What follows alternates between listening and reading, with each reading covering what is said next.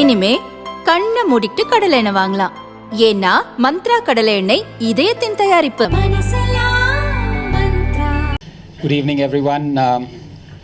For any DMK supporters in the audience, ni hao. It's always a pleasure to come back home. And the one aspect that you need to be aware of is that I'm always invited to any place only once. Unless he writes a sequel, which I hope he does. Because I'm considered a bit too blunt. I was invited recently by a lieutenant governor to an event on the sidelines of G20, and I promptly said that he should be suspended for 3 months. I haven't heard from him since. I was 2 weeks ago invited to a seminar on politics and beyond, and I completely blasted the judiciary, and I said the wheels of judiciary aren't just grinding slowly, they've come to a halt. It's a disgrace, the collegiate system, this and that. And only later on I realized that the person sitting next to me who had lit the lamp was the ex-Chief Justice of the Allahabad High Court. I didn't even bother about whether my car was parked. I took an Uber and ran from there.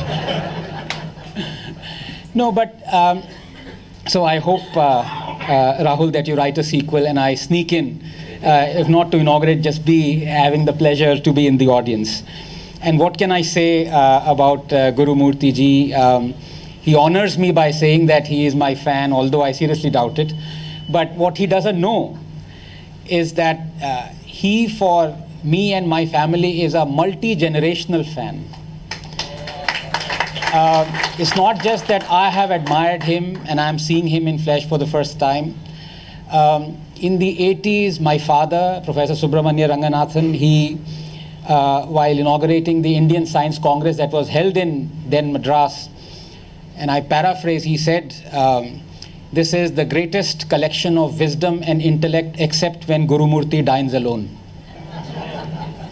So it's a real pleasure and an honor to be in your company, sir. And when he says repeatedly that he is in the autumn of his life, none of that. So he is in the spring of his life. Arafat became a father when he was 79. You still have 4 more years to go, sir. As far as Rahul Shiv Shankar is concerned, I mean, I would have had. I don't want that kind of speech. Maybe winter then. I had no idea that Rahul was connected to Romila Thapar and Karan Thapar. And when he quotes Nehru's messed with destiny speech, sorry, was it tryst with destiny or? I think it was messed with destiny. But I think the fact of the matter is, coming quickly to this topic because otherwise we'll miss our flight, Rahul, would be a pleasure for me. No, I think while sitting here and thinking about what to say, because I had the honor of being there for your Delhi launch as well, and I was very laudatory about the book. I still am. But I think a few things have cropped in my mind, which is that I don't think Narendra Modi and his 2024 is a battle for Bharat. I don't think he is battling for Bharat right now. He has battled for India and he has won that battle. I think that distinction, allow me to explain in the next ensuing minutes, because I think that's a very important distinction. And I am here standing here in the land where people want to eradicate Sanatan Dharma. So that battle is far from even begun. But the fact of the matter is, all the antagonists are there. Everything is loaded against the Hindus. And when Gurumurthy ji says that the owner or the relative of Indian Express cried at the consecration, she cried. Well, I also cry when I read the Indian Express. And I cry inconsolably when I read the Hindu. So it goes. So some things, when you talk about multi-generation, sir, they haven't changed in 50, 60 years. No, I think the issue is much bigger. Before I come to what this battle of Bharat means, at least to me, let me explain to you how Modi has won the battle for India and why, in his vision, I am sure taking part in the battle of Bharat must have been there. It is there in every conscientious Indian's or Bharatiya's mind who loves the country. So of course he knows what Bharat means. He knows the distinction. Of course he does. But one of the most, I would say, iconic speeches that he gave that nobody has either heard or gives credence to was he gave it in 2008-2009 when he was the Chief Minister of Gujarat. And he said something very interesting. I don't know whether there's a YouTube thing of it, but I was lucky enough to have heard that. He said, in the next 15 years, I'm going to create a nano class. And people wondered, what is this nano class? Is it people who will be driving nano? Because at that point of time, Tatas had just moved to Gujarat and maybe he thought in lieu of electoral bonds, we have somebody who's going to give 1 nano to each Gujarati. No. He said the nano class, so people asked him to explain. He said nano class would be the class which is just above the lowest socio-economic strata of our country and just below the lowest middle class. And if you look at each and every one of his decisions over the last 15 years, 3 years when he was the Chief Minister of Gujarat and 10 years when he's the Prime Minister, and for the next 5 years before Amit Shah comes in and then Yogi comes in twice over and then Annamalai and then Jesai. But as I said, all through Rahul will be the leader of the opposition.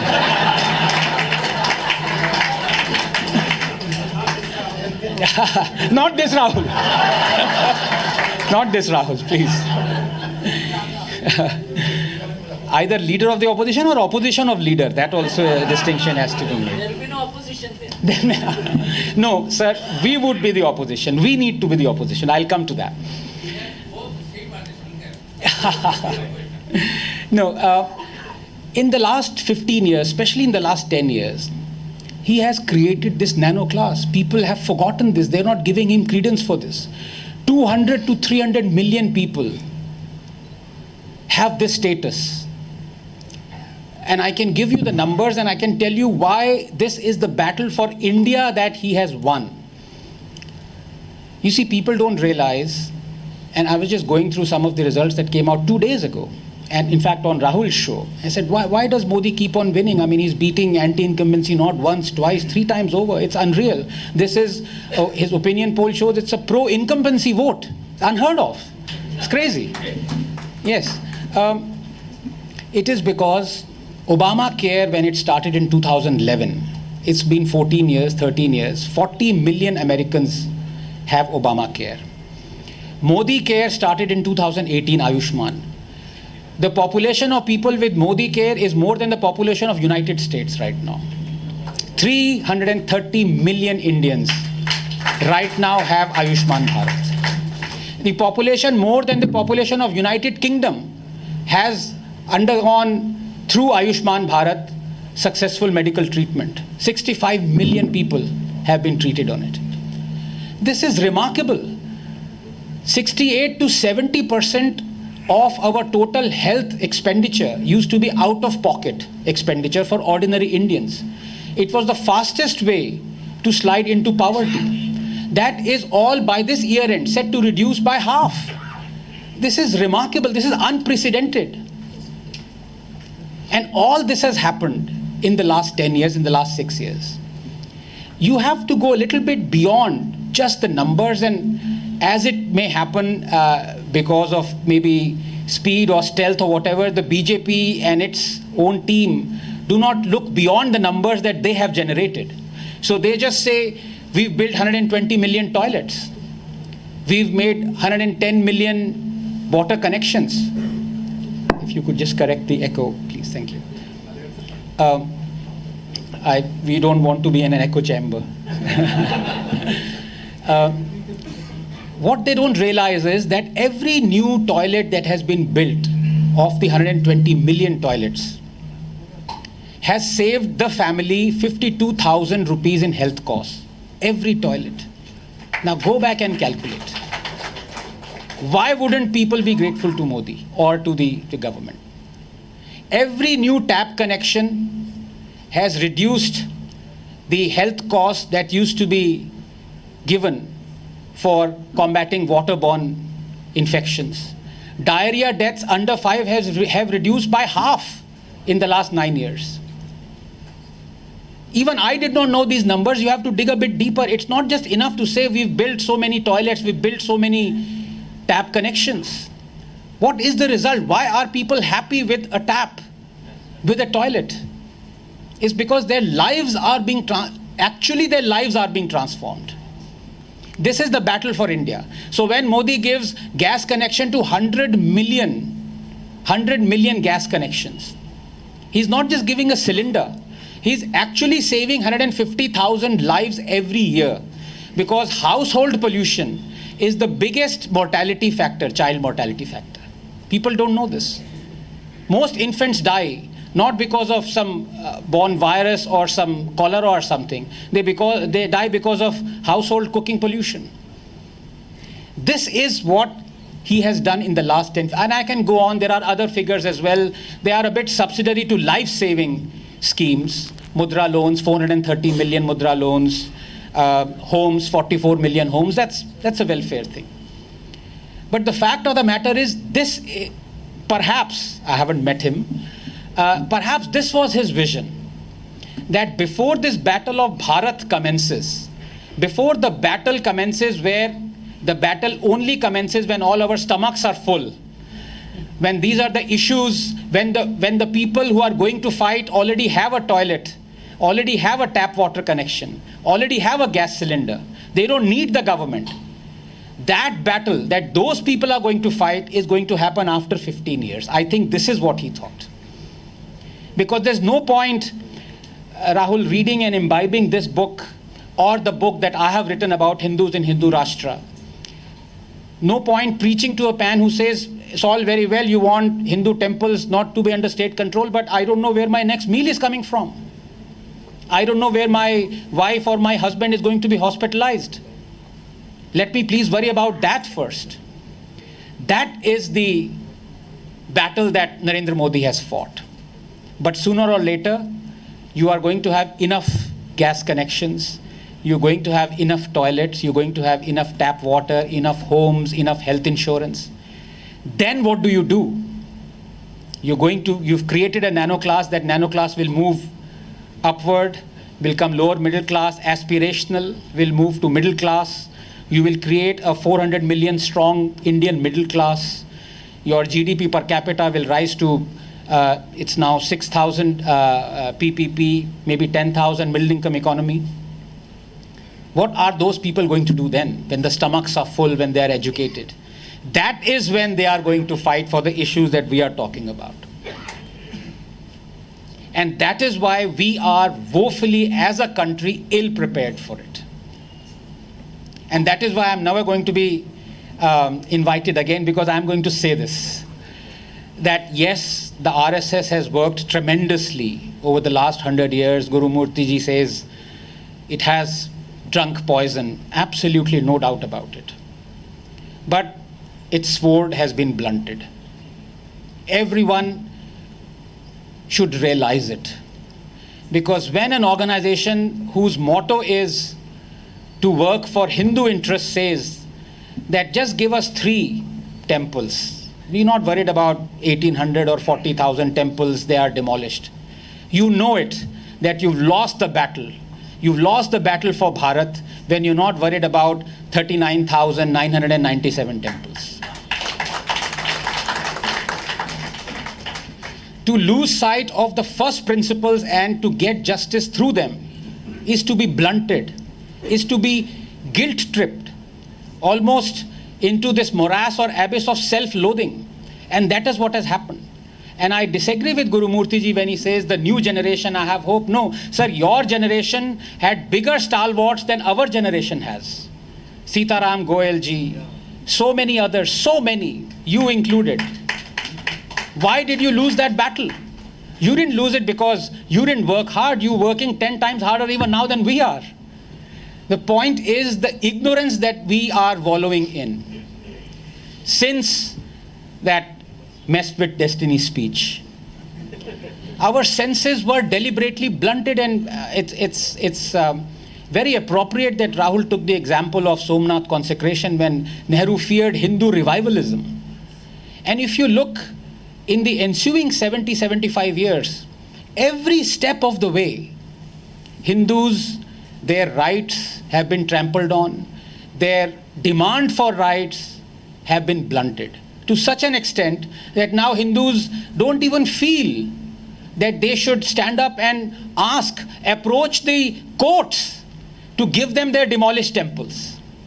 You see, it is one thing that in a democracy, the most sacred right is to be able to knock the doors of justice, of the courts, and to seek justice. If that cannot happen, then it is not a democracy. But for the last 30 years, Hindus cannot even approach the court. I don't care if the justices say, well, this temple shouldn't go to you. That's fair enough. They have deliberated and they've come to a conclusion, like in the Ayodhya judgment. Had it gone 5-0 against, one would have respected that. Because yes, that is the judge's opinion. Do what you may of it. But the fact that a Hindu cannot even approach the judge, cannot approach the bench, how is this still a democracy? But forget asking UPA or Nehru or Indira or Rajiv.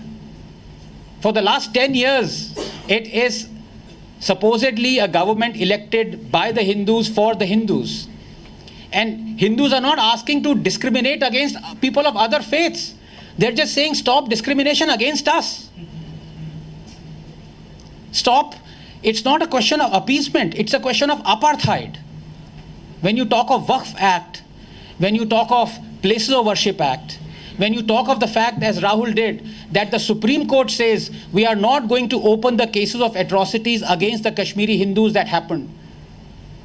And then 6 months down the line, the Supreme Court opens an SIT into the atrocities committed against the Sikhs in 1984 that happened 7 years before the atrocities in 1990.